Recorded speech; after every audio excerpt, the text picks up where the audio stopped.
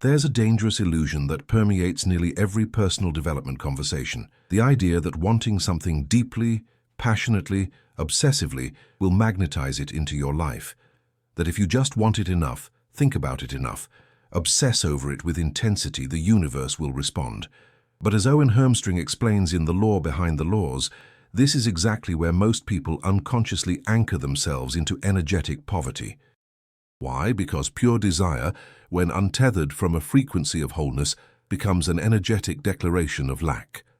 Wanting is often misunderstood as a form of attraction, but in Hermstring's view, it is actually a vibrational statement that says, I don't have this, I'm separate from it, it's not mine. And because energy responds to the dominant signal, what the universe picks up is not your vision board, or your prayer, or your affirmations. It picks up your energetic position. And if that position is I want it because I don't have it, you reinforce the very experience of not having. In his chapter on magnetic misfires, Hermstring writes, the more you want, the more you say you lack. The universe does not read your words. It reads your vibration. And your vibration always tells the truth of what you believe you are. This sentence alone dismantles the foundation of most law of attraction strategies. It reminds us that the universe doesn't care about what you say you want. It responds to what you are in frequency. So how does desire become a trap? It happens when wanting becomes chronic. You see it in people who jump from one vision to the next, always chasing a better job, a better relationship, a better version of themselves. They live in a constant state of almost, always reaching but never arriving.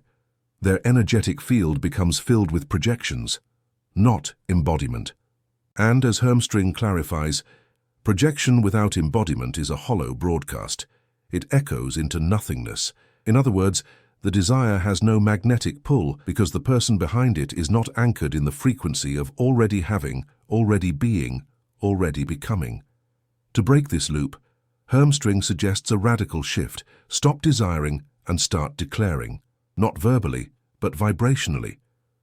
Instead of saying, I want wealth, become the version of you who calmly and naturally navigates life with the energy of wealth already encoded in their field. Walk differently. Speak with different cadence. Choose from a place of sufficiency, not scarcity. Desire becomes powerful only when it is paired with identity-level certainty. Otherwise, it's just a mirror of your current disconnection. One of the most powerful distinctions Hermstring introduces is the idea of emotional sufficiency versus emotional craving. Craving, he explains, is rooted in fear and wounded time, the energy that says, it hasn't happened yet, and I'm afraid it never will. Sufficiency, on the other hand, is the deep embodied frequency of, I am already the one who receives. This isn't about pretending or faking it. It's about shifting your nervous system out of lack and into alignment. Because when your body feels it's safe to receive, reality has no choice but to respond. So next time you catch yourself saying, I want, pause. Ask yourself, from where is this desire coming? Is it an echo of your pain, a cover-up for your fear? Or is it a natural signal from your higher identity, inviting you to align rather than chase? When you stop feeding the illusion of want, you step into the field where the manifestation begins to move toward you. Not because you're running after it, but because you've stopped running away from yourself. Most people don't realize that their biggest obstacle to manifestation isn't external, it's internal. According to Owen Hermstring, the real war isn't about circumstances, lack of resources or timing. It's about identity dissonance, the conflict between what you consciously say you want and what you subconsciously believe you deserve. This inner split is the silent killer of manifestation. You can visualize all you want, but if your self-image isn't aligned with your desired reality, nothing truly changes. Hermstring writes in The Law Behind the Laws, the universe is obedient to your frequency, not your fantasy. That one sentence shifts everything, because most people live in a state of internal contradiction. They want love, but carry deep stories of abandonment. They want wealth, but feel shame around money. They want recognition, but fear being seen. In energetic terms, these are mixed signals, and the universe, Hermstring says, always responds to the dominant vibration, which usually comes from the subconscious, not the conscious. This is what he calls the worthiness paradox. On the surface, we affirm, "I deserve better," but underneath we vibrate with guilt, fear, or unworthiness, and that deep-seated emotional signature becomes our true magnetic field. You attract not what you desire, Hermstring notes, but what you unconsciously agree to. So every unresolved belief, every scar from childhood, every voice that once told you you're too much or you're not enough, becomes part of your energetic agreement with life. To shift this, Hermstring doesn't recommend surface-level confidence tricks. He goes deeper, inviting people to reconstruct their internal contracts. Ask, who did I agree to be in order to survive? Did I agree to be small to stay safe, invisible to stay loved, quiet to avoid rejection? These unspoken survival strategies form the core of identity, and no amount of positive thinking can override them until they are made conscious. One of his most powerful exercises is writing a new worthiness script. But it's not about writing what you want, it's about writing who you are when you already have what you want. The idea is to train the nervous system to feel safe in a new identity, so your frequency naturally aligns with it. This means acting, thinking, and feeling like the version of you who already is that person, not to fake it, but to rewire your energetic baseline. But here's where many people sabotage the process. They demand external validation before internal transformation. They want reality to shift first so they can finally believe in themselves. But as Hermstring warns, reality is a lagging mirror. It doesn't confirm your desires and it reflects your agreements. In other words, the world reflects back the story you live, not the dream you occasionally visit. This identity conflict is why people feel like their efforts never yield lasting results. They take action from a place of misalignment. They network while secretly fearing rejection. They pursue goals with the underlying belief that they'll never be good enough. And because the energy behind the action carries resistance, the outcomes feel blocked or inconsistent. True manifestation, Hermstring teaches, is not about force, it's about energetic congruence. If you want to collapse the distance between you and what you desire, you must become ruthlessly honest about what you believe you're worth, and then do the inner work to raise that standard. Not just in words, but in energy, behavior, and self-perception, because until your identity expands, your reality cannot. Imagine trying to build a new life on top of a crumbling foundation. That's exactly what it's like to manifest without addressing your unresolved emotional debt. According to Owen Hermstring in The Law Behind the Laws, most people are unknowingly weighed down by the unprocessed emotions of their past: sadness, anger, shame, betrayal. And they carry these frequencies into every intention, affirmation, and visualization. What they don't realize is that emotion is the language of the field, and when that language is distorted, manifestation becomes scrambled. Hermstring describes emotional debt as the energy of everything you felt but never released. It's the weight of every disappointment you silenced, every heartbreak you bypassed, every frustration you swallowed to keep the peace. Over time, this emotional debt doesn't just stay buried, it becomes encoded into your energetic field.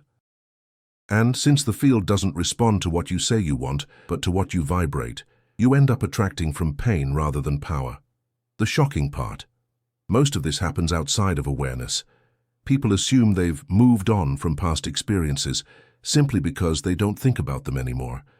But Hermstring explains that what you avoid emotionally, you attract vibrationally.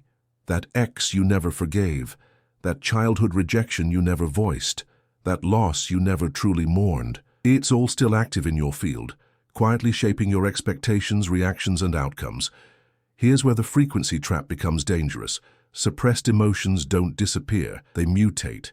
Sadness turns into numbness, rage becomes anxiety, shame shows up as self-sabotage. And these emotional distortions make it nearly impossible to hold a clean frequency. You might try to align with abundance, but your suppressed scarcity trauma leaks into your thoughts. You might visualize love, but the unhealed betrayal in your body still vibrates louder than your affirmations. To break this loop, Hermstring urges radical energetic hygiene. That means feeling what you've been avoiding, not to stay stuck in the past, but to liberate your future. He recommends daily emotional audits, sitting in silence, checking in with the body, asking where tension lives and what memories it might be holding. When you give yourself permission to feel deeply without judgment or suppression, you begin to discharge the stored pain. And in doing so, you free up energetic bandwidth. Hermstring also warns against spiritual bypassing, the tendency to cover emotional wounds with positivity. You don't raise your vibration by pretending pain doesn't exist, he writes. You raise it by embracing the pain without becoming it. This means facing discomfort with compassion, allowing grief to move through you, giving space for anger to be heard, and creating a safe internal space for your own emotional truth. Paradoxically, this vulnerability becomes your greatest access point to power. When emotional debt is cleared, your field becomes stable. Intentions start landing with precision. Life stops feeling like a tug-of-war between your dreams and your wounds. You begin to attract from a place of coherence, not chaos. And perhaps most importantly, you stop fearing your emotions. You realize they were never your enemy. They were simply unintegrated signals trying to get your attention so you could come back to wholeness. In manifestation, clarity is currency, but emotional debt keeps your field foggy. You don't need more affirmations, you need less emotional distortion, because when your energy is clean, your intentions become magnetic. You don't chase alignment, you are alignment. There's a moment in Owen Hermstring's The Law Behind the Laws where he asks a deceptively simple question: are your thoughts yours, or are they just echoes of the past? For most people, the answer is unsettling. Because when we look closer, we begin to realize that what we think, what we expect, and what we anticipate from life isn't consciously chosen. It's been looped so many times that it feels like truth. But it's not truth. It's programming. This is what Hermstring calls the echo chamber effect, the energetic feedback loop where your thoughts, shaped by past experiences and emotions, bounce endlessly within your mental field, reinforcing the very reality you're trying to escape. It's why people say things like, "Nothing ever works for me," or "I always attract the same kind of toxic partner," or "Money just doesn't flow in my life." These aren't just beliefs, they are vibrational declarations constantly mirrored back by the field. The most dangerous part, the field doesn't judge, it simply responds. So if your internal echo says, "I'm stuck," the quantum responds by organizing circumstances, people and events that prove you're stuck. Not because the universe is punishing you, but because frequency precedes form. And if your mental frequency never changes, your outer world can't evolve. Hermstring explains that most people confuse thinking with creation. But thought alone doesn't manifest. Emotionally charged thought does. And if your thoughts are emotionally tied to your past, to trauma, fear, scarcity, then every new thought is just a slightly different version of an old wound. You think you're being productive, imagining success or love or health, but energetically you're just rehearsing your limitations. That's the echo chamber in action. It works like this. You wake up and your brain immediately starts running the familiar script: worries, to-dos, expectations, regrets. These thoughts spark familiar emotions: stress, frustration, numbness. Those emotions reinforce the same thoughts. And the loop begins again. Over time, this loop becomes an identity. You don't just have certain thoughts, you become them, and your energetic field, loyal to your dominant identity, obeys. So how do you break the echo chamber? Hermstring offers a counterintuitive approach: disruption, not by force, but by frequency. He writes, "To shift reality, you don't need to control your thoughts, you need to raise your presence." What he means is that most attempts to think positively fail because they're done from the same frequency that created the negative thought in the first place. You're still in the loop, just using prettier words. True shift happens when you step out of mind and into awareness. Awareness interrupts the loop. When you observe a thought instead of reacting to it, you break the echo. When you feel an emotion instead of avoiding it, you discharge its grip. When you become present, fully in the now, the past has no room to repeat itself, and from that space new thoughts emerge, not from survival, but from soul.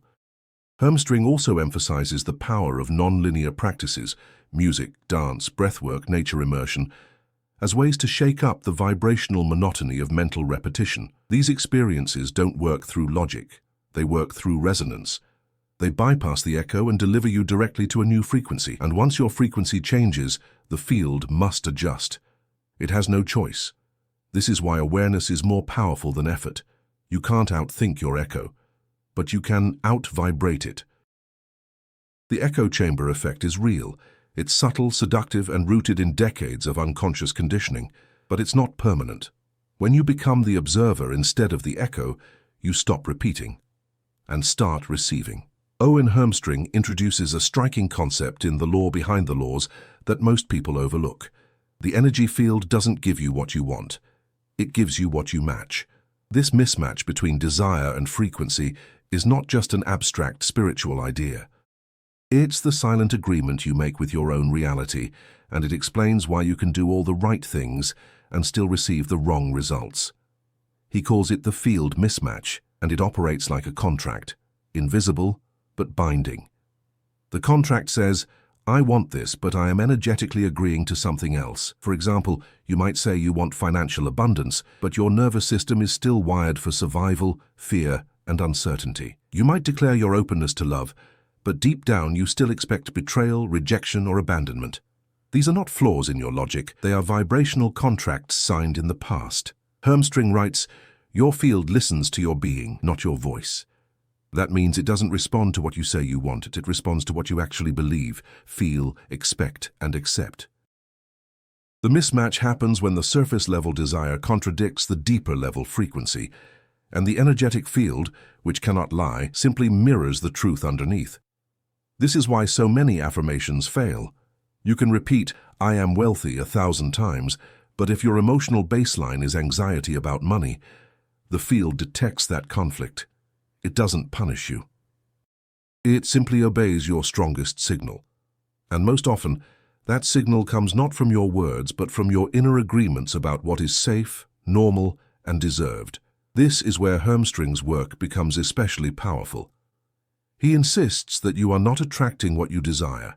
You are attracting what you believe is available to you without punishment. That line alone disrupts years of surface-level manifestation content. It shows us that our field isn't being sabotaged by fate or failure. It's being shaped by the emotional terms we agreed to when we were children, when we were heartbroken, when we were told not to ask for too much, not to shine too brightly, not to expect more than what others had. So how do you break the field mismatch? Hermstring doesn't say to work harder or visualize longer. Instead, he proposes something more radical: rewrite the contract. The first step is to uncover it. What unspoken rule have you been following?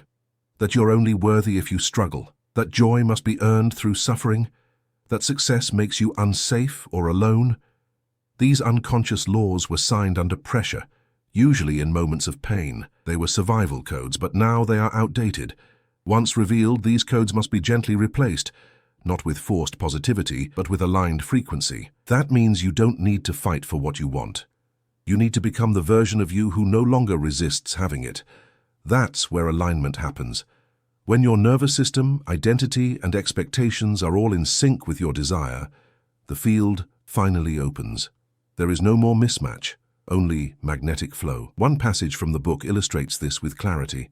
Energy doesn't reward who tries hardest. It reveals who's aligned deepest. This shifts the whole paradigm. It's not about deserving through effort. It's about matching through truth. The field mismatch is the reason effort fails, and silence speaks louder than intention. It's not about what you're doing wrong. It's about what you've silently agreed to. And the moment you revoke that contract, everything begins to move. Owen Hermstring introduces one of the most unsettling yet eye-opening revelations in The Law Behind the Laws. Most people are not chasing their desires, they're addicted to the absence of those desires. This energetic addiction is what he calls the loop of lack. And it's not just a metaphor. It's a repeating frequency signature in your field, programmed to keep you seeking but never receiving. Why would someone unconsciously choose to stay in lack? Hermstring explains that the answer lies in the emotional safety it provides. When a person spends their entire life in emotional or material scarcity, the absence itself becomes familiar. Familiarity is comfort, and comfort is what the nervous system craves more than transformation. So even though the conscious mind says, I want success, the deeper programming says, but I know how to survive without it. This is the root of the loop of lack. It's not that you're failing. It's that your identity is bonded to the energy of absence, and that absence creates a false sense of control. You know who you are in the void. You know how to be the struggler, the seeker, the one who's almost there. But do you know how to be the person who already has? That's where the field begins to resist. Not because of your worth, but because of your programming. Hermstring puts it clearly. If you are emotionally bonded to absence, you will sabotage the arrival. This means even when opportunities show up, the relationship, the money, the breakthrough, you will find a way to lose it, delay it, or disqualify yourself from it. Why? Because you don't recognize yourself in the version of you who already has what you want. And if you don't recognize yourself, the identity must eject the experience to return to safety. This is the invisible trap that keeps people looping. They do the work, they make progress, they get a taste of success. But then, slowly or suddenly, they fall back because the absence feels more aligned with who they believe they are. To break this cycle, Hermstring offers a radical shift in focus. Stop chasing the result and start shifting your emotional baseline. What does that mean?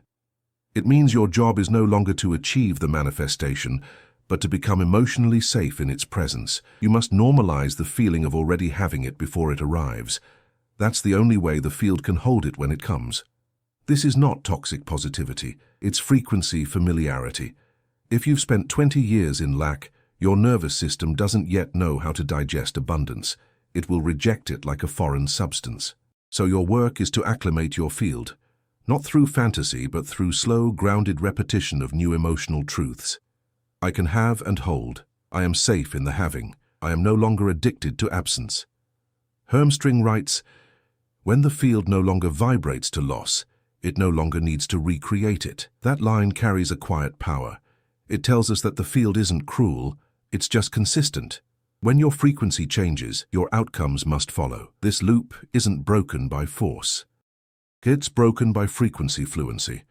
You stop feeding the identity of the chaser, and you begin practicing the vibration of the one who no longer needs to chase, the one who is at peace with the present, not because they've given up, but because they've finally remembered who they are without the void.